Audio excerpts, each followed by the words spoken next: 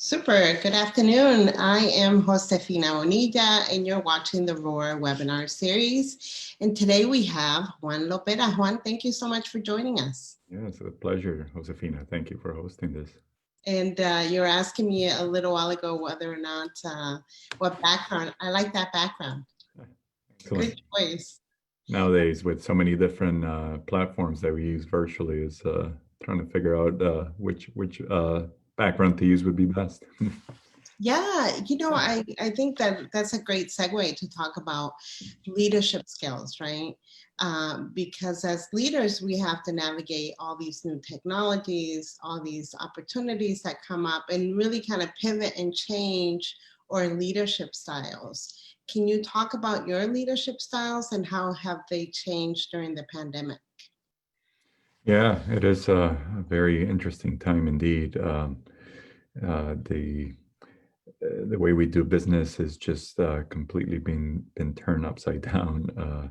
We've had to obviously adapt to this new way of communicating and maintaining our teams engaged through the crises, and now that we're sort of in this kind of interim phase until we get to sort of a new normal. So it's been a time where leadership, and we see it at all levels, obviously, from way at the top to middle management to staff, just having a steady hand and an approach to leadership is so important because we're in times of uncertainty, and people do look for direction, for leadership um, to have to provide the right approach to these uncharted territories that we're living through.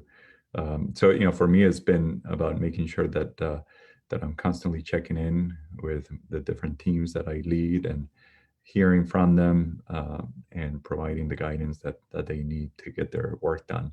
There is a silver lining in all of this situation that we're living through, is that when it comes to work-life balance, it does, even though with this new method of working virtually, where we can consider that we're always connected, but we're also more at home. And I think it puts everything in perspective when you can have more of that work-life balance, which is so important for anyone at any level, and certainly in leadership. The further up you get, the more work can be all-consuming. So having the right work-life balance is so critical.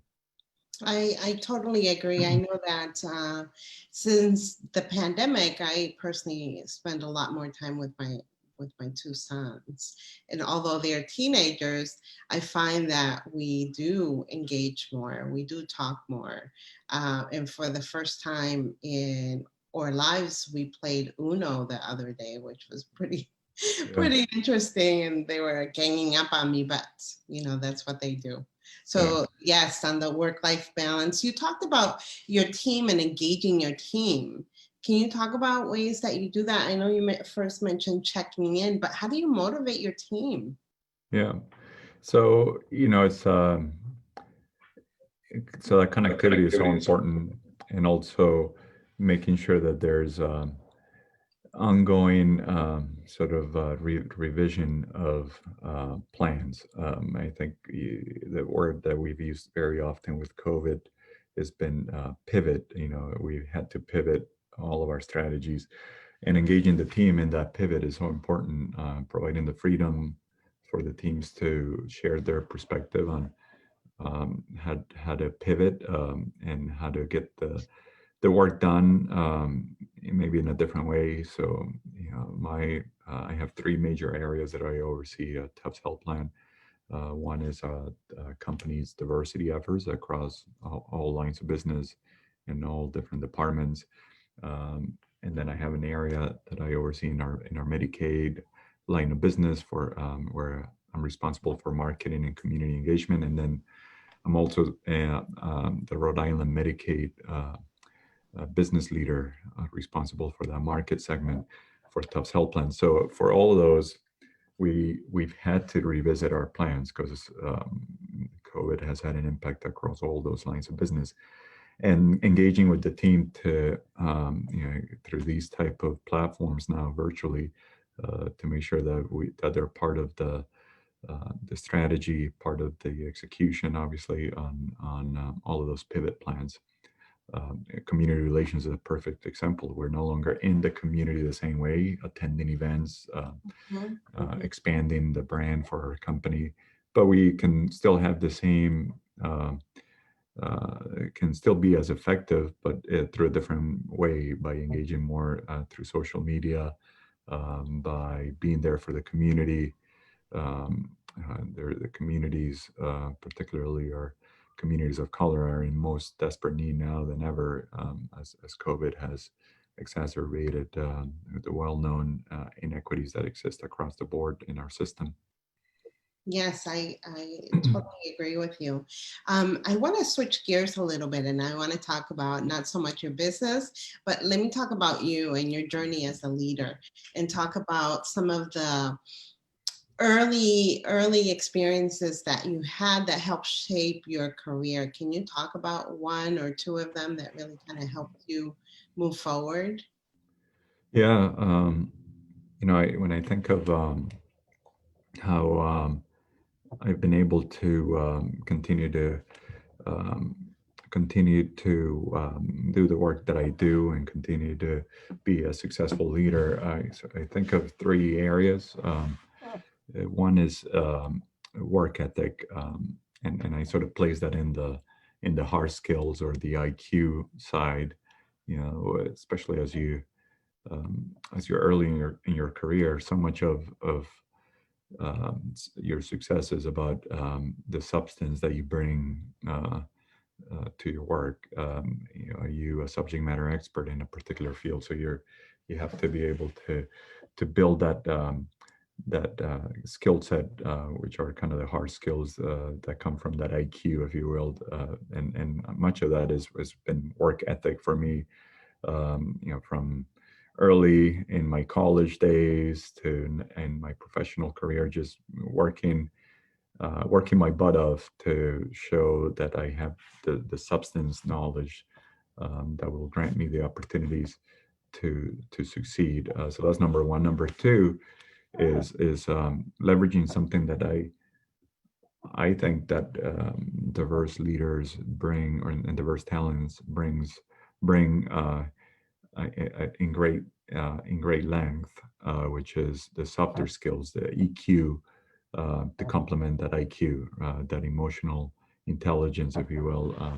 I feel like that's in many ways our cultural background, our connection with community and family are just part of what makes us so efficient at those. I'll call them, that EQ, that emotional intelligence, and then my last sort of recipe that when I look back is being a leader beyond the four walls of whatever organization you're a part of. Interesting. External involvement to me is a differentiator. So when you think of those three elements, the IQ, the EQ, and that external involvement, you add those three, I think that you can really be an advanced leader, and really can differentiate you in the organization, because you get to a point where everyone's got the hard skills, right? You have Right, to have right. those to be where you are. Then what often differentiates you is the ability to have the right relationships with folks, the ability to read situations. The further up you go in your career, the more tense the environment can be in business. And then if you can elevate your organization, the profile of your organization by being externally involved, then I think that is what ultimately can show that advanced leadership that you don't often get from, I guess, traditional leaders. So how do you get externally involved? What are you doing for that? Yeah, well, I think you have to find the right mix of uh, things that you're passionate about, and also things that, on the same token, help you grow.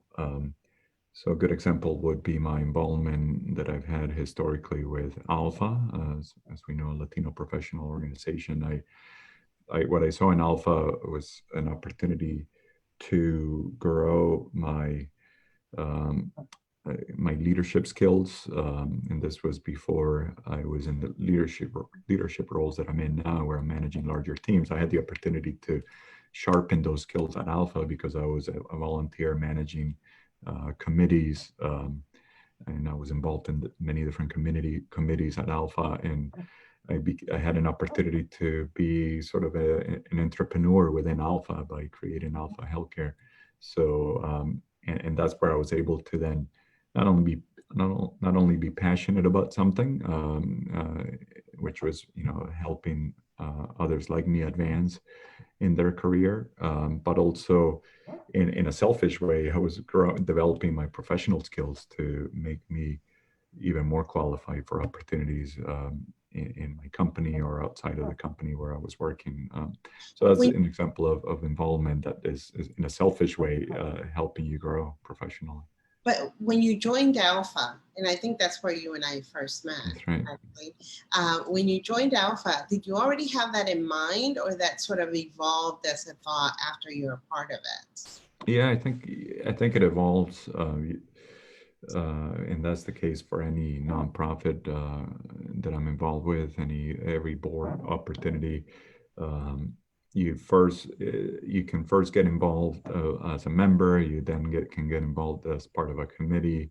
You then may be asked to be part of the key board.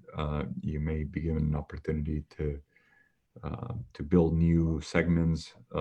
In the case of Alpha Healthcare, so I think it takes that willingness um, and that drive and that passion um, to want to be involved and give back. And there's plenty of organizations out there that have the need for folks who are willing to roll up their sleeves and get involved. Mm-hmm. No, I have to attest that I've known quite a few leaders that started off developing or honing their skills with Alpha. So they've been instrumental, I think, in our community in building leaders such as yourself. Yeah, So definitely.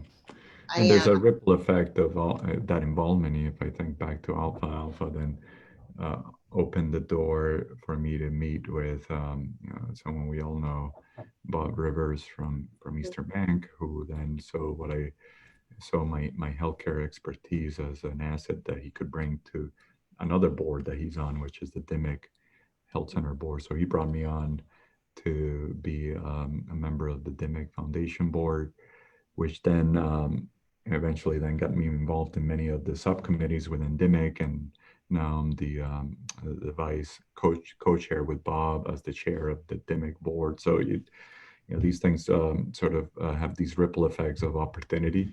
One thing leads to another. Now I'm also on Bob's Eastern Bank board of corporators, and there's all of that involvement that starts opening other doors. Is what I found as I've advanced in my Yeah, career. I have to agree with you. I think it does have a ripple effect. I think though, once that ripple effect begins, you really have to ask yourself, can you commit to these things? Do they play well with the balance of your life, your children, your significant other, whatever that life looks like for you? And it's not that easy, right? Because you want to do all these great things, but you have to make choices. So how do you make the choices on what boards you're going to sit on? Yeah, I need to get better, and I've gotten better at saying no, and stepping down from other nonprofits that I've been a part of. So is constantly calibrating is what I find, the balance of your day job with your external work and external presence, and that personal work-life balance. So I always sort of have a few markers that I use to check that balance and see if it's working or not. And some of them are kind of silly, but they're as simple as, am I able to get up in the morning and ride my bike? So another part-time job that I have is I'm an avid cyclist, and I compete and I train. My wife would say too much, 15, sometimes 20 hours a week. Wow. on the bike. I put 200 plus miles a week on the bike. So am I able to still do that? So because that's to me is my uh, in my one time that I'm checking out from everything else and just is me and the road while on my bicycle. So am I doing that? And then am I am I able to spend the quality time I need with my two kids? I have a 3-year-old son and a 4-month-old daughter. So and so am I spending enough quality time with them, my wife, and family and friends? And I've always had challenging jobs. Deloitte Consulting was my job out of undergrad, and the hours there were insane. But I always managed to squeeze out the time to do stuff outside. At the time, I think it was soccer was my big thing, soccer and basketball. So I was finding time to do those things that allow me to exercise, allow me to stay healthy, allow me to just have a mental break from the stresses of work. So I've always had those checkpoints and those markers that say, okay, this is working, or no, I need to throw the towel and maybe step down from a particular nonprofit. But always, I've always been very, um, selective. About what opportunities are the ones that are going to help me most. I mean, you have to be your own best self advocate, and no one else out there is going to, everyone's going to want you to join everything, but you need to really self advocate and then check in with mentors, which I do often to ask, does this make sense? And plenty of times they said, no, that doesn't make sense. Get out of that or get into this. Right. I think though, Juan, at some point, and I know for me, it happened not long ago, I had to ask myself, and this is going to sound a little silly, but was that making me happy? All the boards are great and they have great missions, but am I dreading going to a meeting? And if the answer was yes, as simple as that, then I stepped down. So I've stepped down from all but 2 boards uh, for that reason. And you know, it just shifted. Before I was really more concerned with my career and whether or not that would be, as you said, pivotal for it, or it was a good leverage point. Now I'm at this stage where I simply ask, do I enjoy going? Do I Yeah. want to go? All the boards, like you said, all the boards, and externally, you want to be able to support the things that you're passionate about, but you can only support X amount. Yeah, that's right. Right? That's right. Yeah, So, in many ways, I have the benefit of the work that I do. Part of the job includes that level of engagement externally. So several of the boards that I'm on, because all these things too also have some sort of financial commitment. So right, I'm very fortunate that I have an organization uh, that sees value in my involvement externally, and then supports me in many ways to be engaged. In some ways, that's part of my job. So I've been right, able right. to blend the two. As I mentioned, I'm the company's diversity officer, but actually, the official title is business diversity officer, because the company believes that diversity, equity, and inclusion is not just the right thing to do, the right mission thing to do, but critical to business. I like that because I think, if I'm not mistaken, you're one of the first companies that has used that term in describing a diversity officer. Yeah, to this day, I have yet to see another one that uses that exact title. More are moving into having closer alignment with business rather than traditionally you've seen these roles under HR. I think there's a growing recognition that there needs to be a close connection to business. So the corporate role that I play in diversity, it reports up to our chief executive officer, our senior vice president of our lines of business, and the board of directors. HR is a key component and is uh, one of the most critical components, but it's not the only one. Especially the way we go the way we do diversity work at Tufts, given that we're in the business of healthcare and we know health disparities are very significant, and even more so now with COVID, where Black and Latino communities have 3 or 4 times the rate of COVID-19 infection positive cases, as well as hospitalizations, as well as age-adjusted deaths. So it's you know, diversity is, it certainly goes beyond, are you recruiting people of color? That's a component, but it's not, certainly not the only one. Yes, yes, absolutely.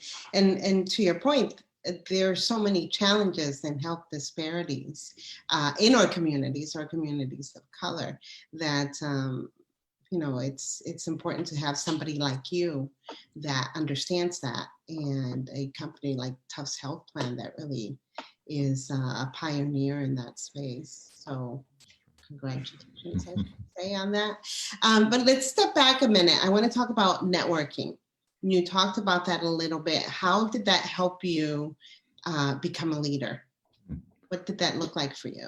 Yeah, I mean, I'd say pretty much every job, with the exception of the very first job I had out of undergrad, has been through networking. Mind you, I've had 3 jobs in my career: Deloitte Consulting, Blue Cross of Massachusetts, and then Tufts. But each of the opportunities have come from maintaining and cultivating networks. And so that to me is I would say one of the recipes of success. I think, especially now, relying on posting your resume on a website is just it really doesn't get you very far.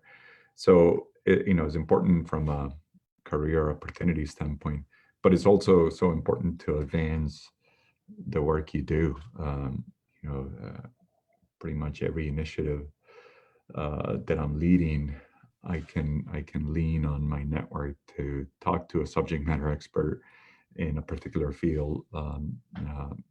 If I have a question about a new initiative for diversity, equity, and inclusion, I can call my good friend Paul Francisco, diversity officer at State Street. And if I have a question about health disparities, I can connect with a large network of folks who are doing that work. So network is not only important for opportunities, but also to advance the work you do. And I think you have to be so deliberate about maintaining that network, cultivating it. So it's not just when you need something that you go I to was your just network. gonna say that. It's just so important, right? It's so important because is you should treat it as a family. A family members. You call your, I call my mom every day. Mhm. So your network is like a family, an extension of your family. So you checking in with them simply to say hello, and just to hear about uh, how people are advancing the work they do. There's so much you can learn by simply picking up the phone, or these days getting on a Zoom call and learning more about that extended family, what they're up to. I agree with you. I think it's so important that you connect with people not only when you need them. And we're all so busy that sometimes we forget to do that. But in order to cultivate good networks, you have to stop, take a second, and reach out. And it's when you do that you learn what other people are doing and how that may fit into the scheme or the strategy that you have for yourself or your company. I think, to your point, it's really important to cultivate networks, reach out when you don't have to, and reach out when you do. I too call my mom every day. As a matter of fact, I installed an Alexa app, an Alexa in her living room, so I could just dial in and drop in and talk to her while she's having coffee. It's become a ritual. Yeah, that's great. That's great. Juan, we only have a few minutes left. And I want to talk, I want you to talk, not me.